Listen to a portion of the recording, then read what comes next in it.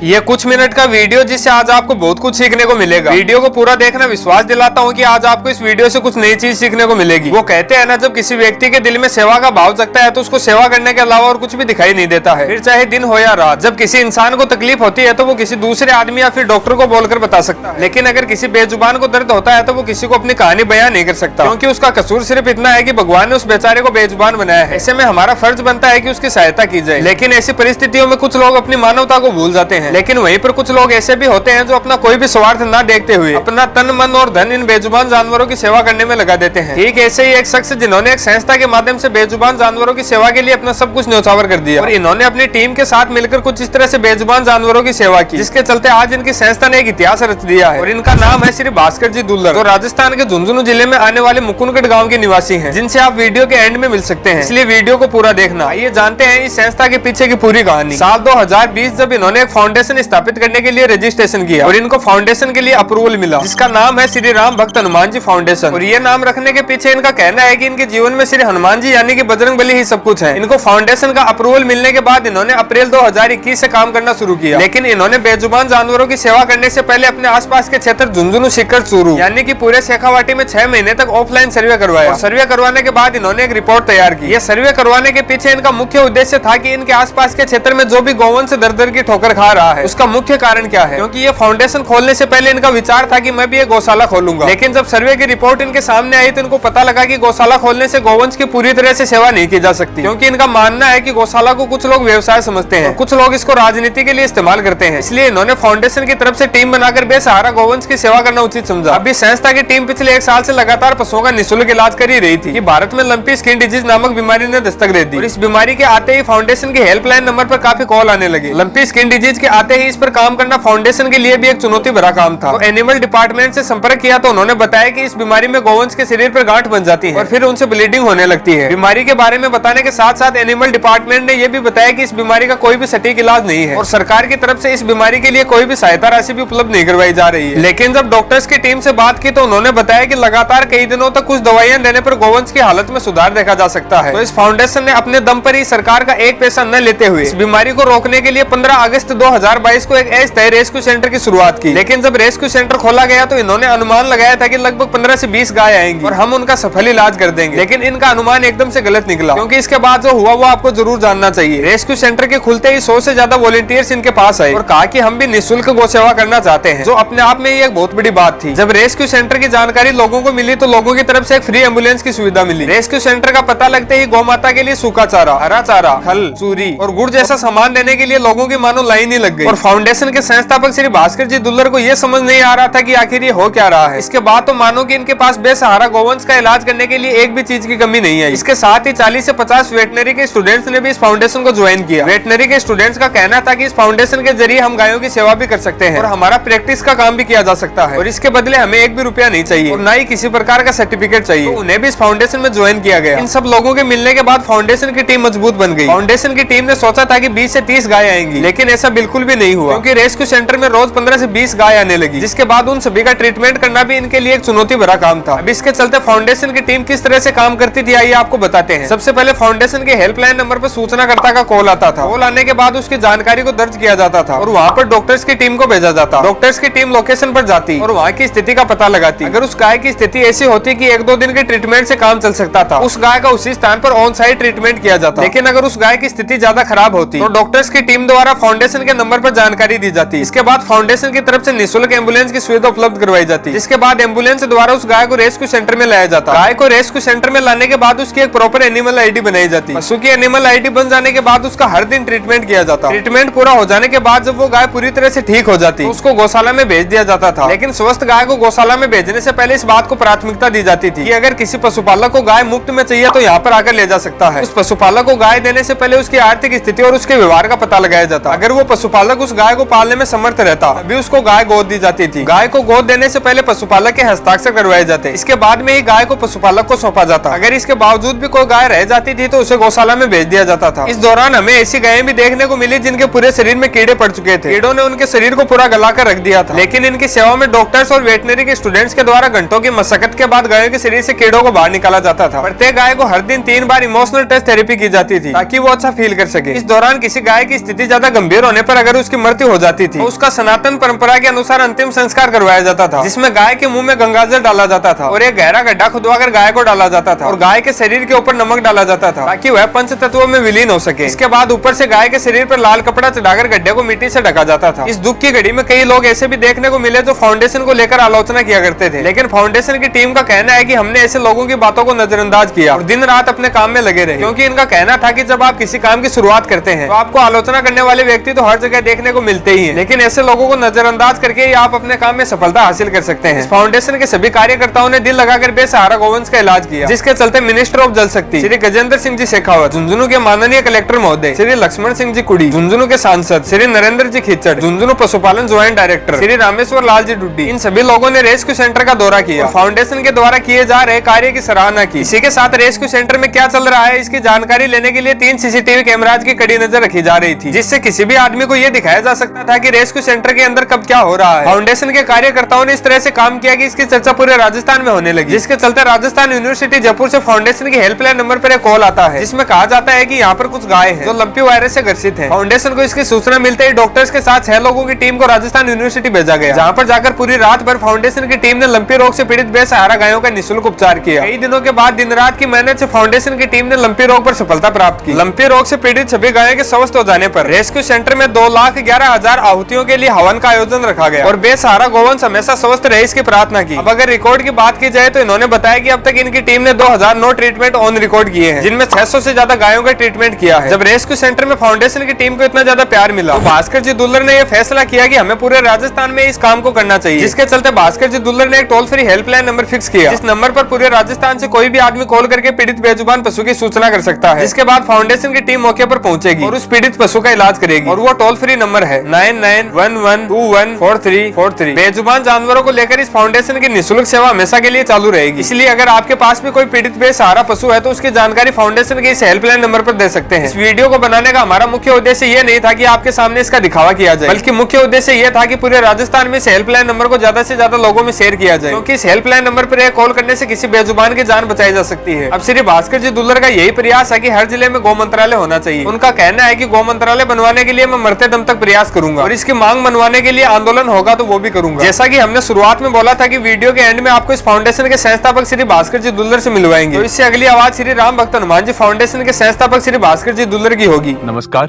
श्री राम भक्त हनुमान जी फाउंडेशन के अंदर आप सबका स्वागत है।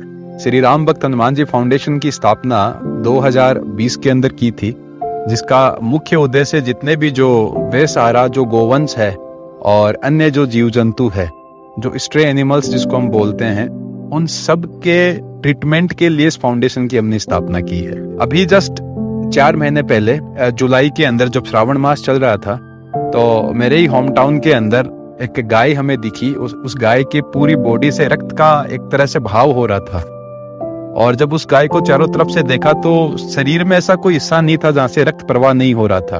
तो इसके लिए फिर मैं जो जिले के जो पशु जो एनिमल विभाग के जो जॉइंट डायरेक्टर हैं उनके पास गया, उनसे मैंने इस बीमारी के बारे में पता किया।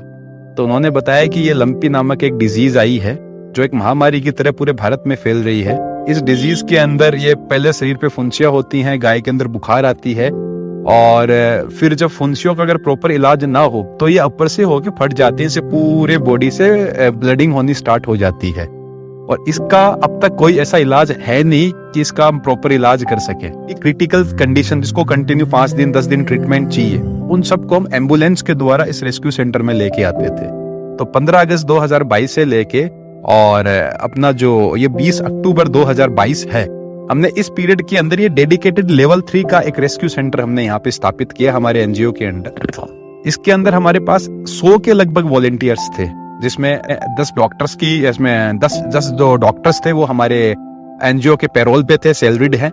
10 बंदों की हमारे पास अदर टीम थी, जो भी हमारे पास जो मतलब कॉल सेंटर मैनेजमेंट का हो गया या फिर सेंटर मैनेजमेंट का है, क्लीनिंग के लिए है, इनकी फीडिंग के लिए है, एम्बुलेंस सर्विसेज के लिए, से करके करीब 20 लोगों की टीम हमारे पास सैलरीड यहाँ पे थी। रिमेनिंग 70 to 80 हमारे पास वॉलेंटियर्स थे, जिनका फूडिंग की पूरी व्यवस्था हमारे ऑर्गेनाइजेशन ने की है। इस सेंटर के अंदर जब हमने इसको प्रारंभ किया था तो हमने यही सोचा था कि इसका जो भी एक्सपेंसेस होगा पूरा फाउंडेशन बियर करेगा। लेकिन जब हमने सेंटर को प्रारंभ किया तो मुकंदगढ़ गांव के आसपास के लोग और मुकंदगढ़ के लोगों ने हमें बहुत सहयोग किया है। मतलब ये हमारा करीब 80 दिन के लगभग सेंटर हमारा ये चला है। 80 डेज के अंदर से ये मानो कि सिर्फ 3 या 4 दिन हमारे फाउंडेशन के एक्सपेंसेस से गोवंश के लिए चारा हमें परचेज करना पड़ा। बाकी रिमेनिंग जो डेज है सभी दानदाताओं ने हमें यहाँ पे चारा की व्यवस्था हमें करवाई है। तो लाइव सीसीटीवी था, 100 के लगभग बच्चों की हमारे पास टीम थी यहाँ पे वॉलंटियर्स की। 24 आवर्स उन्होंने यहाँ पर सेवा की है। जितनी गायें जब प्रॉपर 100% ओके हैं तो उनको हम गौशालाओं में ट्रांसफर करवा रहे हैं। बहुत सारी गायें हमारे पास यहाँ पर आई जो दूध वाली गाय थी, जो गाय ठीक हो गई उसको हमने गोदनामे का कॉन्सेप्ट चलाया कि जिस भी व्यक्ति के घर में एक पशुधन था जिसकी इस महामारी के अंदर जिसकी मृत्यु हो गई है, तो उनको हमने यहाँ से निःशुल्क गाय हमने उनको दी है। इसमें से 41 के लगभग हमने गाय मतलब गोधन जो बोलते हैं वो हमने किसान परिवार को भी दिया। अगर मैंने रियल में कुछ काम किया है तो मुझे सद्बुद्धि देना। और ये जो गौ मंत्रालय का जो है वो मेरे जीते जी, अभी तो उम्र 36 साल है, अभी तो बहुत समय है। ईश्वर ने, मैंने कहा मेरे जीते जी गौ मंत्रालय का एक बार निर्माण होते हुए दिखा देना, उसके लिए मैं प्रयास करूंगा। अब जिस हिसाब से आपने इसमें सहयोग किया है, आप मेरे साथ रहोगे 24 घंटे अगर मुझे अपना बेटा मानते हो तो। और गोवंश जो जब मंत्रालय बन गया तो गो हत्या तो अपने आप बंद हो गई, वो तो निश्चित है। तो एक जीवन का बोलते हैं ना कि आपका उद्देश्य क्या है, इन 2.5 महीनों के अंदर मैंने उद्देश्य निर्धारित कर लिया कि गौ मंत्रालय के लिए मैं मेरे अंतिम सांस तक, अंतिम प्राण जो ईश्वर ने दिए हैं उसके लिए गौ मंत्रालय के लिए मैं प्रयास करूंगा। क्योंकि कहते हैं कि तुलसी जग में भांति भांति के लोग, सबसे हंस मिल बोलिए जैसे नदी नाव समझो। मुझे पता है बहुत सारे ऐसे लोग भी होंगे, लेकिन गौ मंत्रालय के लिए मैं उनके सामने भी झुकूंगा, सबके सामने, जिसके सामने झुकना झुकूंगा भी, जिसे प्रार्थना करनी है प्रार्थना भी करूंगा, लोगों को समझाऊंगा भी। और जो मैंने, मुझे इस चीज का पता नहीं, एक अंदर से एक अंतरात्मा की आवाज भी आ रही है कि देखो काम तो ईश्वर करेगा लेकिन शुरुआत मुकंदगढ़ से ही होगी। मैंने रेस्क्यू सेंटर के उपज में मैंने सिर्फ भगवान से ही मांगा है कि भगवान अगर पुण्य है तो गौ मंत्रालय का निर्माण केंद्र में भी और भारत के हर राज्य के अंदर करो। अब अगर वीडियो आपको पसंद आया हो तो वीडियो को लाइक और चैनल को सब्सक्राइब जरूर कर लीजिए। और अगर इस वीडियो के बारे में आपकी कोई राय है तो कमेंट में जरूर लिखिएगा। अगर आप भी गौ माता से प्यार करते हैं तो वीडियो के कमेंट में जय गौ माता लिखना मत भूलना।